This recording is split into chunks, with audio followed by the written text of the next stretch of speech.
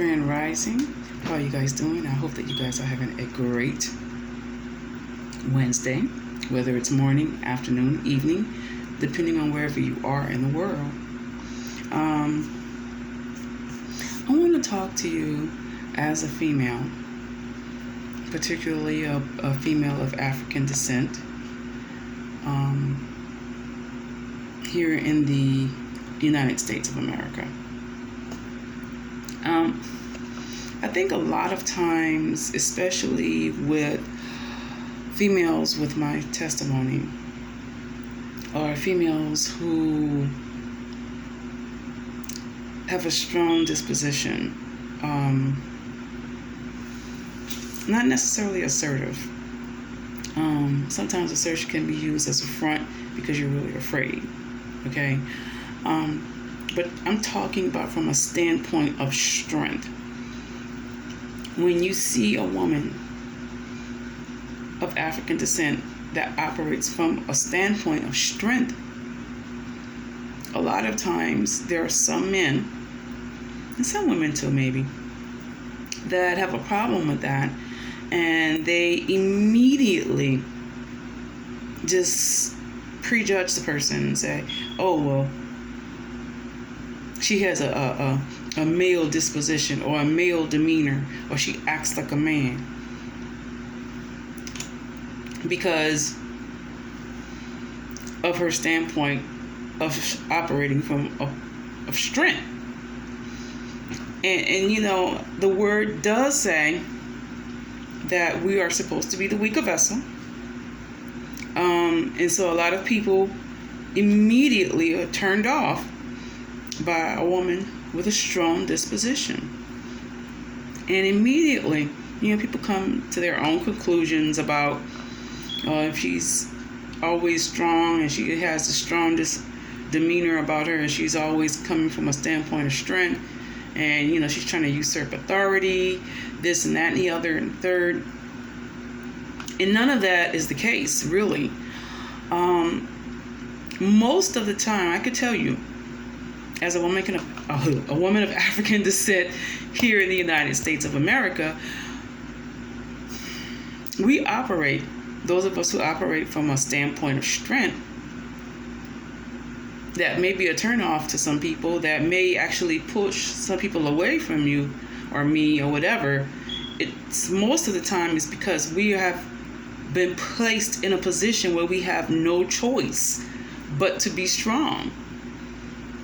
We've been placed in a position where we have to operate in a position or a standpoint of leadership, because there is lack of leadership in our communities, in our families, in the churches, in just as a whole across the board, for various reasons. You know, it could be that the man is incarcerated. It could be that the man is strung out. It could be that the man is struggling with his sexuality. It could be that the man is addicted to alcohol or drugs or pills or something. Who knows? It could be that the man got too many families. Whatever the reason is that the man is missing in action and there's a lack of leadership there, the woman then is forced to step up and operate from a place of strength that she may probably never intended to operate from. But because of lack of leadership, lack of order, guys, you're missing in action, my brothers. For whatever reason, I'm not blaming you, but these are the facts. And because these are the facts, right? You're missing in action. You're missing in action. Someone has to lead. Someone has to take care of the kids. Someone has to take over the ministry. Someone has to take over the business. And because there is no man available, the woman steps in.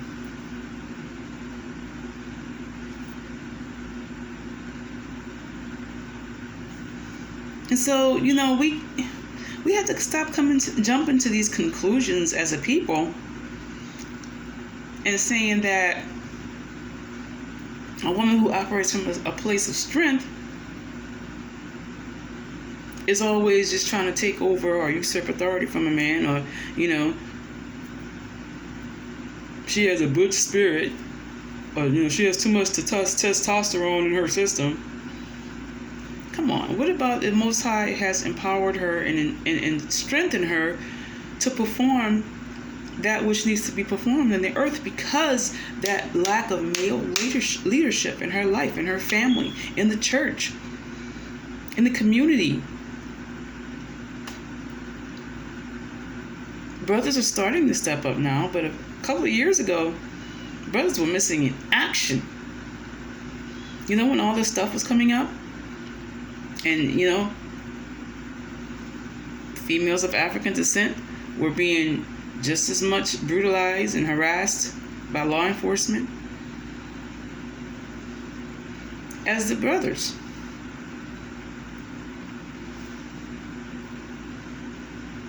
And then you guys are missing in action. I'm not saying that to condemn you or bash you or put you down. You know, and I know that those are the facts. Okay? And so if you're missing in action, or if you're encumbered with something else, somebody has to lead. Somebody has to make the decisions. Now, I'm going to tell you, most of us, that have had to operate from a place of strength for much longer than they wanted to or intended to, like I said, we didn't want to. We would have much preferred that a man step up, because we understand order. We understand authority, believe it or not. But because the man was missing in action, a woman had to step up and do the duty, So don't always assume that a woman who's operating from a place of strength is operating from a place of strength because she refuses to submit, or she's trying to usurp authority. Once a man becomes available to submit to, a real woman will have absolutely no problem submitting to him. And unfortunately, I don't know why this is the case. I'm not going to get into that in this video. There is a lack of the desire in our men born here in America to want to lead. And that's a shame. Men are quick to just abandon their responsibilities, abandon their roles in their families, in the churches, in their communities. It's easier just to get up and start all over again. And that's unfortunate. See, once the man gets in place, the woman has no choice but to follow you. But you got to lead first. You can't be talking about, woman, submit to me, and you're not even there. How can I submit to you? How can I follow you if you're not even there to follow? Does that make sense? We have to stop assuming things about our women. Most of the women that are who are single parents, who are raising kids on their own, don't want to be single parents. Some of them do. Most of them don't. Don't believe that lie. Now, I know that the LGBT agenda has made people believe that we don't need men. And what some people call the feminist agenda has made people believe that we don't need men. But, and honestly, years ago, I used to say that. But I was coming and saying that from a place of, I don't need a man that's not going to lead me. I don't need a man that's not going to lead my children when they were children.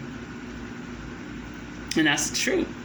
No woman needs a man that's not going to lead at all, who has made a decision he won't lead, made a decision he will not raise his kids, made a decision he will not commit to his wife and his children, made a commitment to his community that he will not try to help the community. He will not try to protect and serve the community. If he's made up his mind that he doesn't care and he doesn't want to lead, there's nothing you can do to make a man do that, ladies. Even Paul said, follow me as I follow the Hamashiach. You can't follow somebody that ain't... Does that make sense? I hope I'm making sense. So we need to stop as a community prejudging the women in this community that operate from a place of strength. When more and more brothers step up and operate as men in this country, you will, and just operate from a place of love. Stop condemning the sisters for what they're wearing, what they're not wearing, for what they're doing and what they're not doing, and just start loving them, brothers, from a place of unconditional love, like the Hamashiach loves the church. I'm not telling you to love every woman out there like your wife. That's unbiblical. But you can treat them like a sister. You can cover them like a sister. Ignore the fact that they're dressed scantily. Don't call them names. That's not doing anything. That's not making them want to be holy and what you call holy. That's making them combative. How about you don't look at her after the flesh? You get your flesh under subjection and you pray for that sister. That's how that works. And just keep lovingly admonishing her and saying, hey, sis. You know? I know in sibling relationships, brothers and sisters, they fight continuously. But we can't have that model in the spiritual relationships. If you are a brother and you see a sister overtaken in a fault, you shouldn't try to minister to her one-on-one, number one. Number two, just love her and pray for her. Don't be alone with her. Get a sister, get an older woman involved. And don't call her names. Stop it. That's not fruitful. Any brother that has that easily can call a woman a name, if I was a woman, I think, before I got married, I was in a relationship with a guy who talked crap about his sister. I mean, he talked ugly about his sister. But he said he loved her. But he always was talking crap about her. And they used to always cross my mind. I mean, if he talks, if he talked trash about his own blood sister like that, how is he going to treat me? And brothers like to say, oh no, it's just not the same, blah, blah, blah. I never presented that question to him, but it was something that was always lurking in the back of my mind. I'm like, if he's talking trash about his sister, he's going to treat me like crap. Or worse. And sure enough, as time went along, he did. Ladies, don't be fooled by these men. If a man could disrespect a woman, especially a woman in his family, he will sooner or later disrespect you. If a man can abuse someone in his own family, especially a female, sooner or later he will abuse you. There's something unchecked. There's something undelivered in that man. I don't care how good he treats you right now. That's just front. Sooner or later, it's going to creep up. Just don't give him what he wants. One time, and you'll see that demon rise up and manifest. In the same way he was talking trash about his people, and talking trash about his sister, his mother, his auntie, his cousin, is the way he's going to treat you and the way he's going to look at you.